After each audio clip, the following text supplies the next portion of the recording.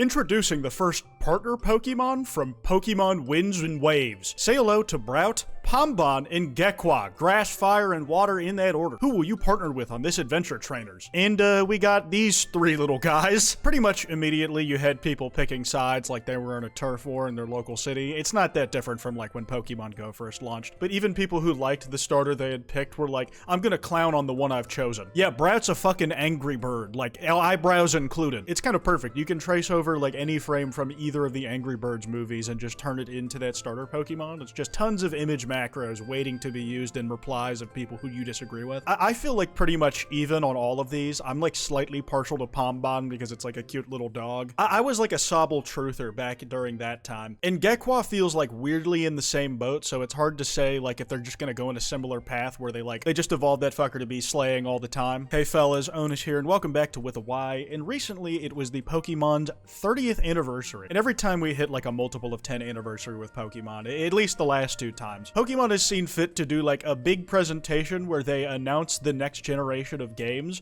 and then they announce the 3 starters. And post-Kanto, without fail, every generation of new starters has had a few things happen consistently. One, everybody picks sides, and then they like start trashing everybody else for not picking the one that they like, which is very fun. I'm not even gonna lie about that. It's entertaining to see on the timeline. And 2, they are always called the worst generation of starters when they first get announced. A large and loud enough contingent of people always thinks that whatever the new ones are uglier than all of the other ones to come before. Like I said, I'm partial to Pombon, and that has absolutely nothing to do with them turning Toby Fox into a Pokemon in the game for making such good music for the previous games. Pretty much all of them have had like their stereotype attached. The Pombon is just Toby Fox if he was on fire. Brout is an angry bird, but it's green this time all over. And Gekwa is whatever the hell this thing is. I'm actually not familiar with whatever this fucking thing is from. I will say on that front, it does feel like the starters are, derivative is the wrong word, but I can draw the most obvious comparisons to starters of the same type before. Like Brout immediately makes me think of Rowlet. It's like a different type of grass bird, but it is a grass bird. I said it earlier, but Gekwa made me think of Sobble. I guess we've never gotten a true fire dog before, but like fire animals are pretty much the name of the game when it comes to fire starters. And start a fire, these things did. You had Midas Overwatch 2 over here, just giving his commentary on the issue of the fire starter.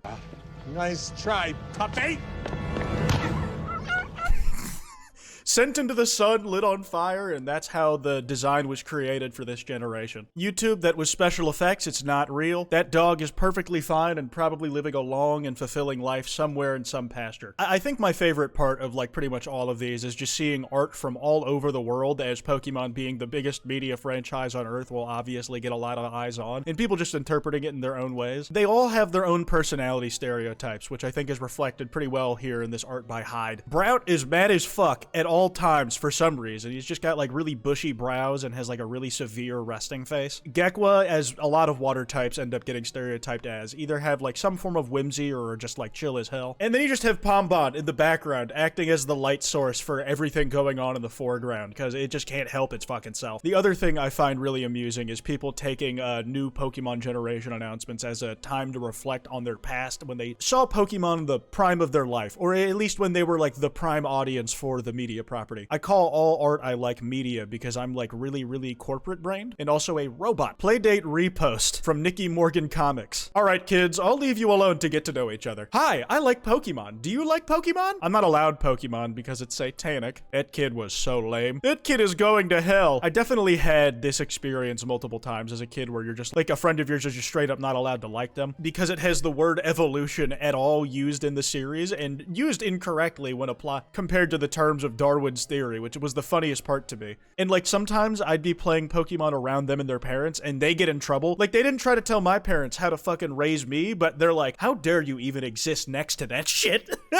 Let's get back to like the major point of the art we're looking at, where even if you've picked a favorite, it doesn't matter that you're on the team of that starter. It's like your little Blorbo who you like to contort into funny little shapes because it makes you laugh. You might dip them in tar and they scrum so loud, that sort of thing. From Boba, saw this guy and said, ew, ew, ew, ew, ew, ugly, and then felt so bad I cried and bought him, and his expression didn't change a single time because that motherfucker is stone-faced as hell. He takes on the world with a singular expression, whether it's because it's the only one he can make or he genuinely genuinely just doesn't care about it at all is up to interpretation. We have to wait for the games to come out. I'm having a hard time figuring out which of these is the most popular because I see art of Brout the most, but Pombon, the little dog, I've seen the most jokes just in text post form be made about. It has like the Toby Fox comparisons going for it. It's the most immediately recognizable as a cute little animal starter as we have so far. And honestly, the most popular starter in a generation tends to really only pan out when the game is out. Go figure, you have to play the game first to form a full opinion. But it usually comes down to like who has the coolest final form versus the cutest starter form. Like there's like maybe one universally agreed upon cool middle form where it almost never factors in. It's the beginning and the end that matters. The singular agreed upon cool middle starter form is Grovyle, by the way. If you disagree, then you're lying to yourself. I think birds have gotten the most representation of any type of animal in starters. From Brout Nation, Rond over here. All brows, pure harassment. I love Brout so much. So they drew the little guy beating up every other bird without arms, just putting them into fucking submission. But they decided to give him like a little knife, which I think is a little dishonest and a lot of the propaganda working through its brain. I hope that as Retribution, Brout, in all its forms, as it evolves, never gets arms, like it's never allowed to have thumbs. This guy over here thought that their favorite starter, Piplup, wouldn't get the same treatment if they just made a polite request. Now draw Piplup beating the shit out of them. Poor Sprite Yenny, you sweet summer child. They ended up giving Piplup the worst fucking treatment. Like, sure, dude, just recreate the fucking Simba's dad's death scene. I forgot what his name was. Scar murders him, and Brout has the expression to match it. RH, I'm sorry, I don't know how to pronounce your name. You are one sick bastard, I'll tell you that. From Karai Mori, I probably butchered that pronunciation. I thought I was the one who'd get picked.